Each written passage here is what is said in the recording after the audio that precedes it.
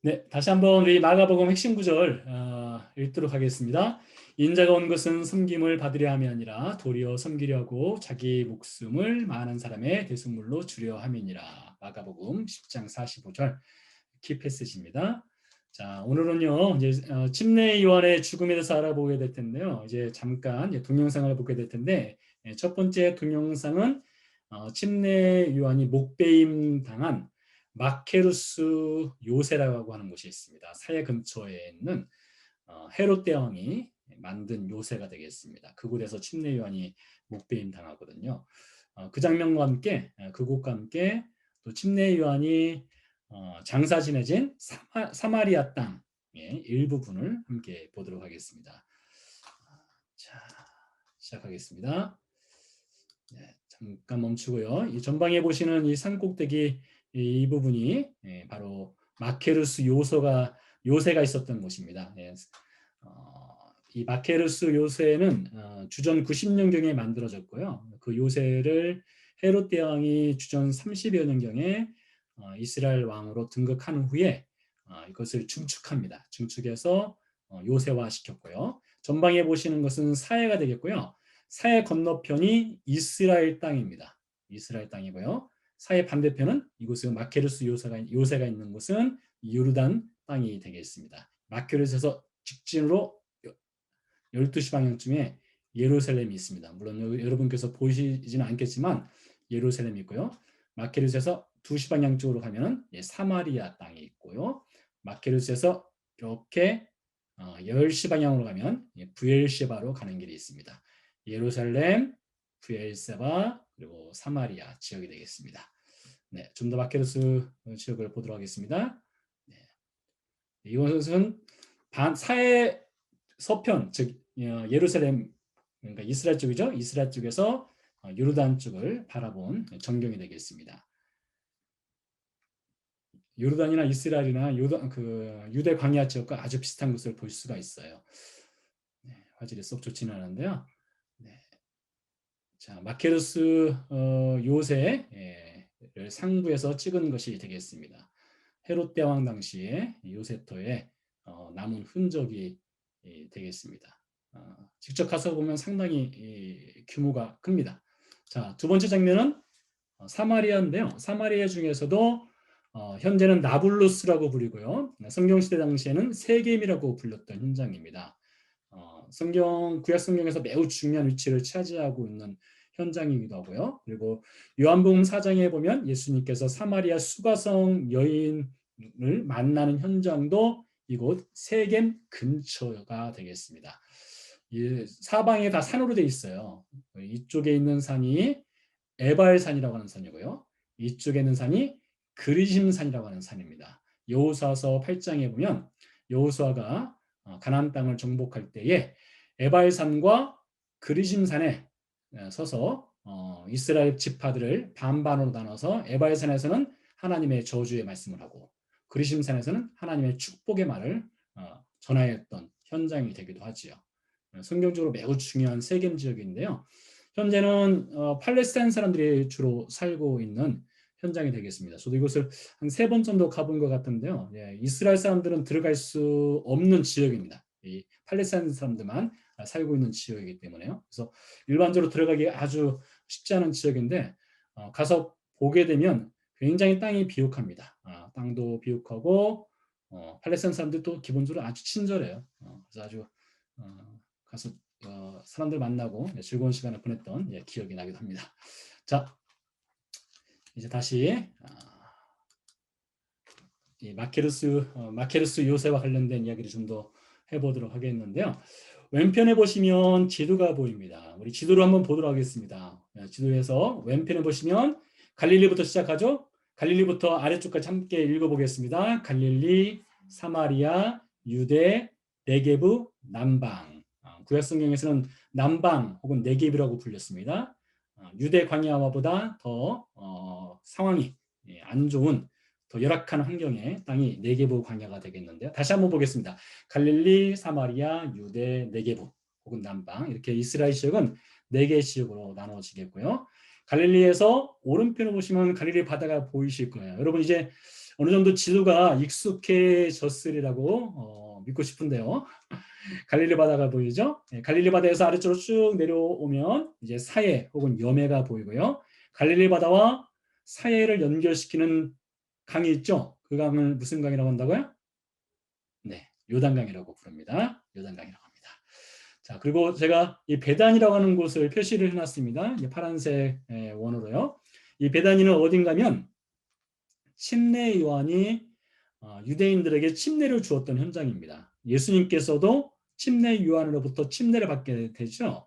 그 침례를 받을 현장이 요단강 동편, 즉 현재 요르단 측에 있는 베단이라고 하는 곳에서 예수님께서 침례를 받으셨고 유대인들도 침례 요한에게 침례 받으러 올 때에 요단강 건너편 베다니에서 침례를 받게 되죠. 베다니에서 반대편으로 건너가면 빨간색 점이 보이는데요. 그곳이 어디일까요? 네, 거기 바로 여리고가 되겠습니다. 자, 베다니와 사해 혹은 염해 사이에 마케루스라고 하는 곳이 있습니다. 예, 별표 모양의 표시가 되어 있고 이제 사각 박스로 해놨는데요. 저희가 바로 마케루스가 되어 있고요. 여러분들이 사진으로 보는 현장이 되기도 하겠습니다. 예, 블록 이제 솟아 있죠. 저 현장이 바로 헤롯이 만든 요새가 되겠고요. 이것을 복원시켜 보면 이런 모양이 됩니다. 상당히 규모가 있는 요새예요. 헤롯이 이스라엘 곳곳에 요새를 여러 개를 만들어 놓았습니다. 그 중에서도 제일 유명한 곳은 마사다가 되겠죠. 나중에 성경의 문화와 지리 시즌 2 할 때에 마사다 이야기를 할 것 같은데요. 마사다도 아주 중요한 요새가 되겠고요. 그리고 마케루스, 또 헤로디온 이런 요새들을 헤롯이 만들었습니다. 그 밖에도 여러 개가 더 있어요.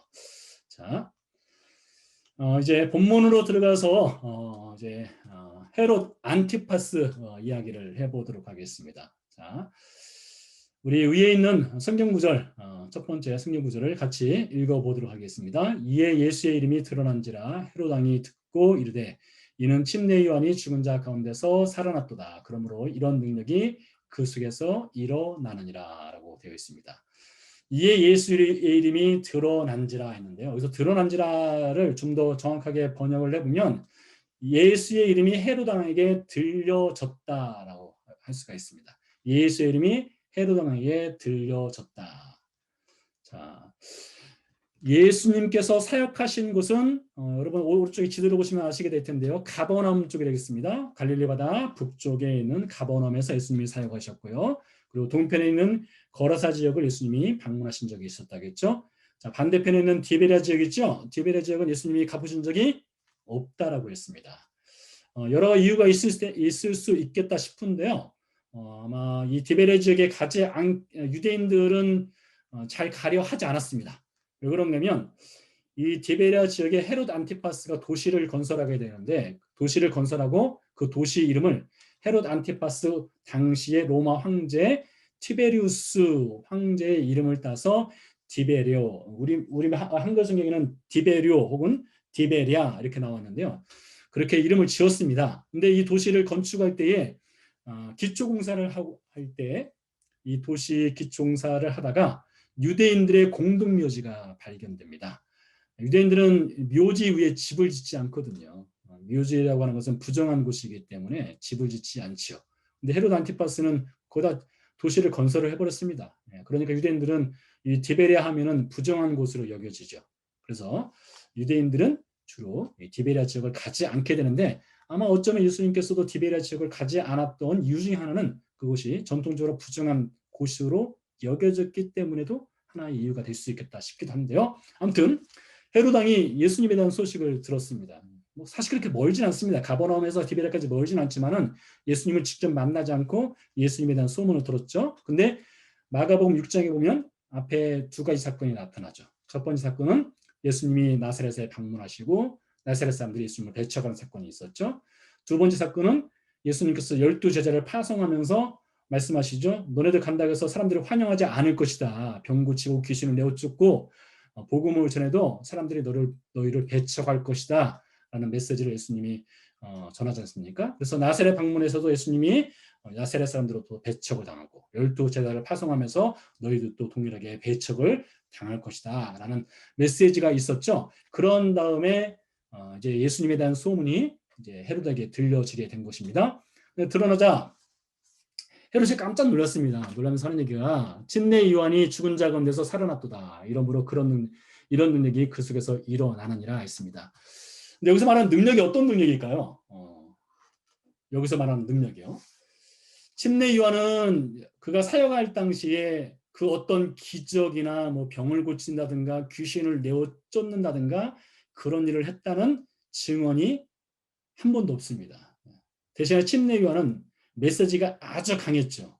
회개의 메시지를 전하였는데 그 회개의 메시지가 매우 강했습니다. 그래서 사람들이 와서 침례 요한 앞에 자복하고 자신들의 죄를 회개하고 심지어 사람들이 침례 요한을 그리스도가 아닌가라고 생각할 정도였죠. 그래서 여기서 말하는 이런 능력이라고 할 때는 어떤 기적이라든가 병고침이라든가 귀신을 내어 쫓는다든가 그런 능력이 아니라 침례 요한과 같은 아주 강력한 회개를 외치는 그 메시지를 말하는 것으로 볼 수 있겠습니다.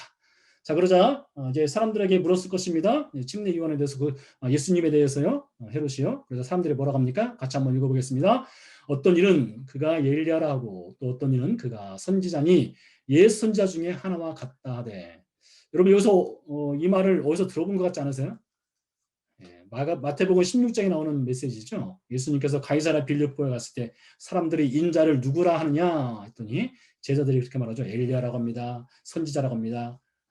엘리사라고 합니다. 뭐 에레미야라고 합니다. 그런 말을 하지 않습니까? 제자들도 이제 사람들로부터 듣고서 한 얘기인데 그 당시에 예수님에 대한 생각이 이랬다는 것입니다. 엘리야 혹은 선지자로 알아봤다는 것이죠. 자, 그런데 헤롯은 그 말을 듣고 뭐라고 합니까? 이르되 내가 복된 요한 그가 살아났도다 라고 했습니다. 헤롯이 예수님이 공생의 사역을 시작하기 직전에 헤롯이 요한의 목을 뱄을 수도 있고요.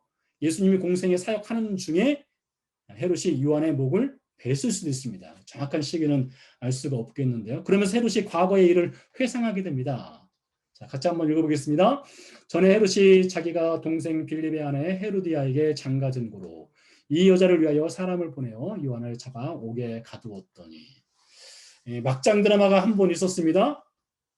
그 이야기를 짧게 해드리도록 하겠습니다. 등장인물은 왼쪽편에 보면 헤롯, 빌립, 헤로디아, 살로메가 있고요. 오른편에 아래쪽에 보면 헤롯 안티파스와 파사 엘리스가 있습니다. 헤롯 안티파스와 파사 엘리스는 결혼한 부부관계였고요. 헤롯, 빌립과 헤로디아는 결혼한 부부관계였습니다. 그리고 그 사이에는 살로메라는 딸이 있었습니다. 파사 엘리스는 헤롯 당시에 이 유대 광야 네게부 아래쪽에 나바티안 왕국이라고 있습니다. 아주 강력한 왕국이었는데요. 이 나바티안 왕국에 공주가 있었는데 그 공주 이름이 파사 엘리스입니다. 파사 엘리스와 헤롯 안티파스가 결혼을 해서 잘 살고 있었습니다. 그런데 어느 날 헤롯 안티파스가 헤롯 빌립 이복 동생인 헤롯 빌립이 살고 있는 로마를 방문하게 됩니다. 로마를 방문해서 누구를 만나게 되느냐? 헤로디아를 만나게 됩니다. 헤로디아의 미모가 뛰어났는지 뭔지 모르겠어요. 근데 헤로디아를 만나서 헤로디아를 유혹합니다. 네, 요세푸스의 기록에 의하면 요세푸스는 예수님 시대보다 약 30년 뒤의 인물이거든요. 요세푸스의 기록에 의하면 헤로디아는 그 정치적 욕망이 매우 강했던 여인이었습니다. 그런데 그녀와 결혼한 헤롯 빌립은 로마의 평시민으로 살아가고 있는 수수한 사람이었습니다. 그런 남자와 결혼을 했다가 헤롯 안티파스가 유혹을 하자 이제 왕비가 될 수 있는 절호의 찬스를 맞이하게 됐죠. 그래서 헤롯 안티파스가 다시 유대 땅으로 돌아올 때 혼자 돌아오지 않고 헤로디아와 살로메를 데리고 돌아옵니다. 파사 엘리스, 조광제처인 파사 엘리스는 어떻게 됐을까요? 내쫓아 버립니다. 그래서 헤롯 안티파스와 나바티안 왕국과 아주 큰 전쟁이 있어서 유대인들이 많이 죽임을 당한 역사적 사건이 있었습니다. 그래서 이런 막장 드라마가 헤롯 안티파스 시대 당시에 있었던 것이죠. 그러자 침례 요한이 가만히 있을 수 없었죠. 여러분 침례 요한의 메시지가 매우 강했다지 않습니까? 침례 요한은 죄를 보고 견디지 못하는 사람이었습니다. 바리새인이 됐던 대제사장이 됐던 세리가 됐던 군인이 됐던 그들의 죄를 정확하게 지적을 하고 회개하지 않으면 도끼가 이미 나무 뿌리에 놓였으니 너희들 멸망당한다. 아주 강력한 회개의 메시지를 전했던 인물이죠. 그래서 이 침례 요한이 헤롯 안티파스가 저지른 이 막장 드라마의 소식을 듣고 가만히 있을 수 없어서 이제 헤롯 안티파스를 찾아와서 그를 책망합니다. 같이 한번 읽어보겠습니다. 이는 요한이 헤롯에게 말하되 동생의 아내를 취한 것이 옳지 않다 하였습니다. 헤로디아가 요한을 원수로 여겨 죽이고자 하였으되 하지 못한 것은 헤롯이 요한을 의롭고 거룩한 사람으로 알고 두려워하여 보호하며 또 그의 말을 들을 때에 크게 번민을 하면서도 달갑게 들음이로라 했습니다. 그러니까 헤로디아가 자신의 정치적 욕망을 위해서 헤롯 안티파스와 결혼을 했는데 이 침례 요한이 어느 날 갑자기 찾아와서 당신 결혼 잘못했다. 그래서는 안 된다. 문제가 있다. 헤어져라. 이러니까 헤로디아가 요한을 원수로 여길 수밖에 없었겠죠. 근데 헤롯은 요한을 의롭고 거룩한 사람으로 알았다고 되어 있습니다. 또 두려워하고 보호하였다고 했고요. 그의 말을 들을 때 크게 번민하면서 즐겁게 들었다라고 되어 있습니다. 좀 이 부분을 좀 해석하기가 좀 난해할 수도 있는데요. 이렇게 즐겁게 듣고 잘 들었으면은 이제 헤로디아를 돌려보내고 정상적인 이제 생활을 했어야 되는데 그러지 않았거든요. 자, 이게 문제입니다. 제가 여러분 혹시 눈치채셨는지 모르겠지만 처음부터 제가 성경 구절을 이렇게 읽어가면서 들음이라고 하는 말에 제가 박스 처리를 해놨습니다.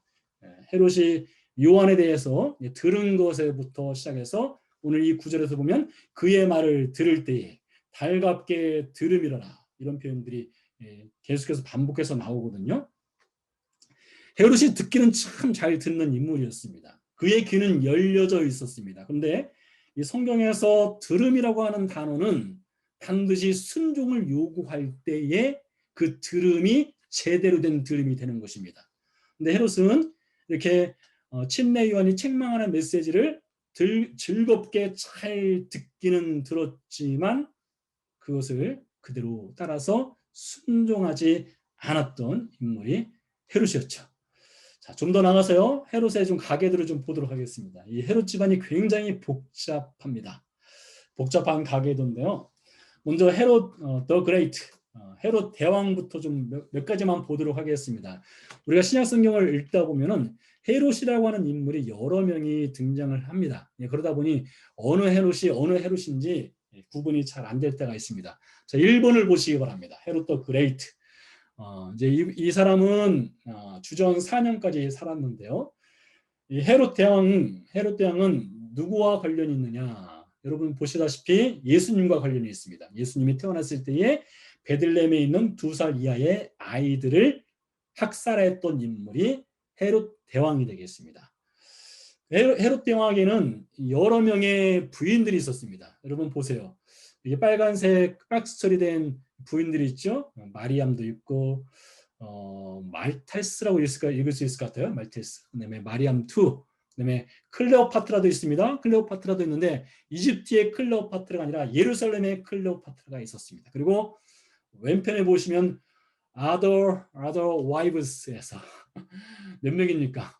unknown까지 포함시키면 6명이 되죠. 총 몇 명입니까? 10명 정도의 부인들이 있었습니다. 그 중에서 이제 헤롯의 대를 이어서 왕들이 된 사람들이 있는데요. 첫 번째 6번을 보시기 바랍니다. 헤롯 안티파스. 오늘 본문에 나오는 사람입니다. 헤롯 안티파스. 7번째 7번입니다. 헤롯 아켈로스. 우리 한글 성경에는 헤롯 아켈레오라고 등장을 하는데요. 이 아켈레오는 굉장히 악한 왕이었습니다. 다들 악한 왕입니다. 근데 그 중에서 특별히 슈퍼 울트라로 악한 왕이 아켈레오입니다. 그래서 이 사람은 AD 6년에 권자에서 쫓겨납니다. 쫓겨나고 그 자리를 로마에서 파송한 총독이 자리를 차지합니다. 그 중에 대표적인 인물이 바로 본디오 빌라도죠. 자, 2번을 보시기 바랍니다. 2번에 보면 헤롯 빌립이 나오죠. 이 헤롯 빌립이 바로 로마에 살고 있었던 평시민이었습니다. 헤로디아의 남편이죠. 8번을 보시기 바랍니다. 분봉왕, 발음도 잘 안 됩니다. 분봉왕 필립입니다. 필립. 이 분봉왕 필립은 가이사라 빌립보에 살고 있었던 왕입니다. 예수님께서 마태복음 16장에 가이사라 빌립보에 가서 시몬 베드로로부터 신앙 고백을 듣지 않습니까? 그곳을 다스리던 왕이 헤롯 빌립이 되겠습니다. 6번, 7번, 8번이 그래서 실제적으로 이스라엘을 다스리던 왕들인데요. 지도를 통해 좀 보도록 하겠습니다. 헤롯 안티파스 6번, 안티파스가 다스리던 곳은요 3번으로 표시된 현장입니다. 갈릴리와 베레아 지역입니다. 3번 갈릴리 지역과 요단 건너편 베레아 지역을 다스렸습니다. 여러분 잘 보시기 바랍니다. 나중에 시험 볼 수도 있습니다. 네. 자, 7번 아켈레오는 유다 땅을 다스렸다가 권자에서 쫓겨나게 되죠. 유다 땅과 사마리아 땅을 다스렸습니다. 이두메도 다스렸고요. 이두메는 유다 바로 아래쪽에 있는 땅이 되겠습니다. 자, 8번 헤롯 빌립은 어디를 다스렸을까요? 번호로 하면요. 네, 4번 땅입니다. 골란고원과 그리고 가이사라 빌립보의 지역을 다스렸습니다. 자, 오늘 본문에 등장하는 인물은 6번과 2번이 되겠고 또 그 사이에 있는 3번 헤로디아가 등장하죠. 헤롯 빌립과 원래 조강지처였던 헤로디아가 헤롯 빌립을 버리고 안티파스에게 시집을 가게 되죠. 그리고 헤롯 빌립과 헤어지면서 헤로디아가 누구를 데려가요? 5번 살로메를 데려갑니다. 그 살로메가 침례 요한의 목을 요구하게 되죠. 헤롯의 가계들은 일처럼 매우 복잡한 가계들을 갖고 있는데요. 제대로 산 인물들 없습니다. 그냥 그 제명에 살지 못하고 죽었어요. 특별히 헤롯 더 그레이트, 헤롯 대왕 같은 경우는 주전 4년경에 여리고에서 죽습니다. 여리고에서 죽을 때 이 헤롯 대왕이 걸렸던 병이 그 당시에도 당뇨가 있었습니다. 당뇨병에 걸려서 당뇨 합병증에 의해서 죽습니다. 그 정신질환도 있었습니다. 정신질환과 당뇨 합병증에 의해서 헤롯 대왕이 사망을 하게 되죠. 자, 다시 본문으로 들어가 보도록 하겠습니다. 자, 같이 한번 읽어보도록 하겠습니다. 약간 긴데요. 같이 읽겠습니다. 마침 기회가 좋은 날이 왔으니 곧 헤롯이 자기 생일에 대신들과 천부장들과 갈릴리의 귀인들로 더불어 잔치할세. 헤로디아의 딸이 친히 들어와 춤을 추어 헤롯과 그와 함께 앉은 자들을 기쁘게 한지라. 왕이 그 소녀에게 이르되 무엇이든지 내가 원하는 것을 내게 구하라. 내가 주리라고 또 맹세하기를 무엇이든지 내가 나에게 구하면 내 나라의 절반까지라도 주리라 하거늘. 여러분 사실 나라 줄 수 없거든요. 왜냐하면 이 헤롯 안티파스는 로마의 통치 밑에 있는 위임받은 왕입니다. 그렇기 때문에 헤롯 안티파스가 나라를 자기 마음대로 떼줄 수도 없거든요. 근데 자기 과식을 한 겁니다. 정치적인 자신의 뭐 있지도 아니한 권력을 가지고 이렇게 자기 자랑을 하게 된 것인데요. 헤로디아의 딸 살로메가 춤을 추자 기뻐해서 소개도 없고 할 수도 없는 맹세를 하게 되죠. 자, 그러자 어떻게 됩니까? 같이 한번 끝까지 읽어보겠습니다. 그가 나가서 그 어머니에게 말하되 내가 무엇을 구하리이까? 그 어머니가 이르되 침례 요한의 머리를 구하라 하니 그가 곧 왕에게 급히 들어가 구하여 이르되 침례 요한의 머리를 소반에 얹어 곧 내게 주기를 원하나이다. 왕이 심히 근심하나 자기가 맹세한 것과 그 앉은 자들로 인하여 그를 거절할 수 없는지라. 왕이 곧 시위대 하나를 보내어 요한의 머리를 가져오라 명하니 그 사람이 나가 옥에서 요한의 목베어 그 머리를 소반에 잘못 썼네요. 소반에 얹어다가 소녀에게 주니 소녀가 이것을 그 어머니에게 주니라로 되어 있습니다. 참 이렇게 해서 이제 침례 요한이 안타깝게도 이제 목베임 당해서 죽게 되는 사건이 있었던 것이죠. 그것을 헤롯 안티파스가 회상하면서 예수님께 적용을 하게 된 것이죠. 그래서 여러분 이렇게 성화에 보다시피 살로메가 소반 침례 요한의 목을 벤 것을 가지고 그 어머니 헤로디아에게 갖다 주는 사파도 볼 수 있고요. 이제 마지막 장면으로 이제 요한의 제자들이 듣고 와서 시체를 가져다가 장사하니라고 되어 있습니다. 여러분께서 지금 보시는 사진은요, 침례 요한의 묘가 있는 세겜 땅에 되겠습니다. 제가 이곳을 한번 가봤거든요. 가서 울었습니다. 왜 그런가 하면 이 침례 요한은 예수님께서 여인이 낳은 자 중에 침례 요한보다 큰 자가 없다겠죠. 또 예수님의 오시는 길을 준비했던 인물이죠. 그리고 예수님은 흥하고 자신은 쇠하여야 하였던 인물이었죠. 근데 이 침례 요한의 묘를 가서 보면서 물론 이 묘가 사실 실제 침례 요한의 묘인지는 확인할 방법은 없습니다. 그렇지만 묘라고 전통적으로 일컬어지는 곳이라서 찾아가게 되었는데요. 여러분 가운데 잘 보시면 오른편에 보시면 창살이 보일 겁니다. 그 창살 안쪽에 침례 요한의 묘가 있거든요. 정말 보잘것없습니다. 거의 버려지다시피 한 관리가 되지 않는 묘입니다. 그리고 현재는 그 자리가 모스크가 되어 있습니다. 이슬람 사원이 되어버린 현장인데요. 정말로 이름 없이 빛 없이 사라진 인물 침례 요한을 묵상하니까 눈물이 나더라고요. 자, 그 침례 요한이 이제 장사 지내진 곳이 어딘가면 이 마케루스라는 곳에서 사마리아 땅으로 가게 됩니다. 사마리아 땅으로 가서 그곳에서 요한의 제자들이 장사를 지내고 마태복음에 의하면 예수님께 가서 침례 요한의 이제 죽음 그 소식을 알리게 되지요. 자, 이 장면을 통해서 이제 침례 요한의 죽음과 헤롯 안티파스 이야기를 함께 나누었는데요. 이것을 통해서 오늘 말씀의 결론을 맺어보도록 하겠습니다. 자, 마가복음 6장의 구주를 좀 보도록 하겠습니다. 예수님께서 나사렛 방문했을 때 여러분 어떤 일이 있었다고요? 나사렛 사람들의 배척이 있었죠. 두 번째 장면, 12제자를 파송할 때 예수님께서 그들에게 말씀하셨습니다. 사람들이 너희를 환영하기보다 너희를 배척하리라 했습니다. 자, 침례 요한이 헤롯 안티파스를 책망했습니다. 그러자 헤롯의 배척이 있었고요. 침례 요한에게 주어진 것은 죽음이었습니다.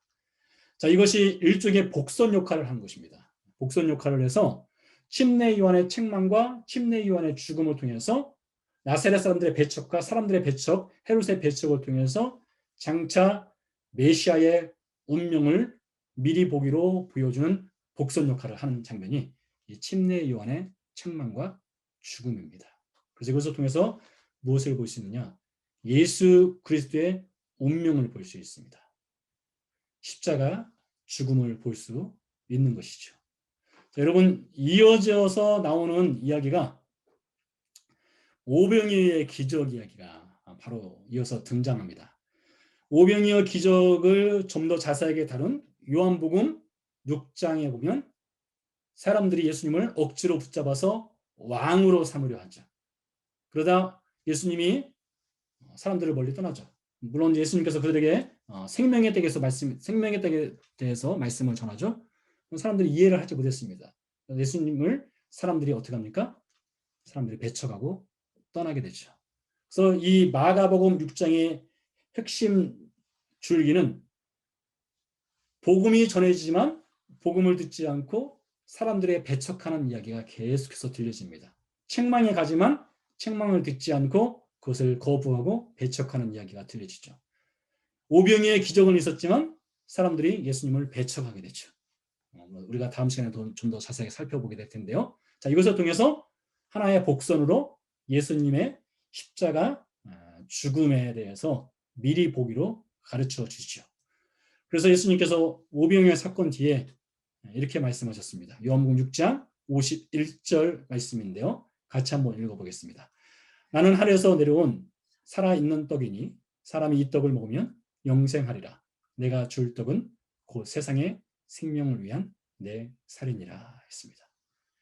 그래서 예수님께서 생명의 떡에 대해서 말씀하시고 자신 스스로의 생명을 사람들에게 밥으로 내어주시겠다고 했는데 여러분 나사렛 이야기와 12제자의 이야기, 헤롯의 이야기에 공통점이 무엇인가 하면 사람들 별로 관심 없습니다.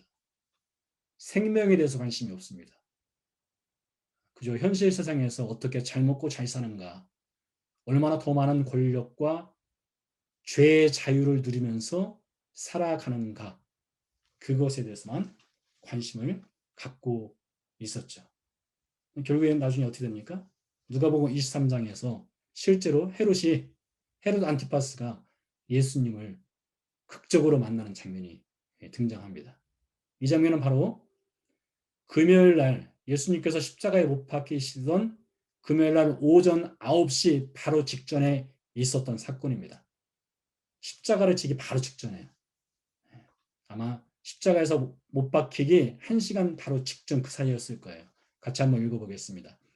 헤롯이 예수를 보고 매우 기뻐하니 이는 그의 소문을 들었으므로 보고자 한 지 오래였고 또한 무엇이나 이적 행하심을 볼까 바랐던 연고로라. 헤롯이 그 군인들과 함께 예수를 업신여기고 회lum하고 빛난 옷을 입혀 빌라도에게 도로 보내니. 여기서도 무엇이 등장합니까? 헤롯이 그의 소문을 들었습니다. 들었지만 그것을 복음을 받아들일 수 있는 기회로 삼지 않았던 인물이 바로 헤롯 안티파스였죠. 그래서 이 이야기는 일전에 아마 마가복음 5장에서 보여드리는 도식 같은데요. 지금 마가복음 6장에서도 계속해서 예수님께서 십자가를 향해서 가고 있는 것을 좀 더 분명하게 보여주는 장면입니다. 침례 요한의 책망과 죽음을 통해서 예수님께서 십자가를 지고 죽으실 것을 좀 더 가까이, 좀 더 클리어하게 보여주는 장면이라고 볼 수가 있겠고요. 동시에 듣는 것으로 만족하는 인생과 듣고서 회개하고 돌아오는 인생. 여러분은 어디에 속했는지 모르겠습니다. 예수님의 말씀을 우리가 들을 때마다 그것이 우리 안에 잘 박힌 못이 되어서 듣고 행해서 그것이 열매로 나타나는 저와 여러분이 되기를 간절히 소망해 봅니다.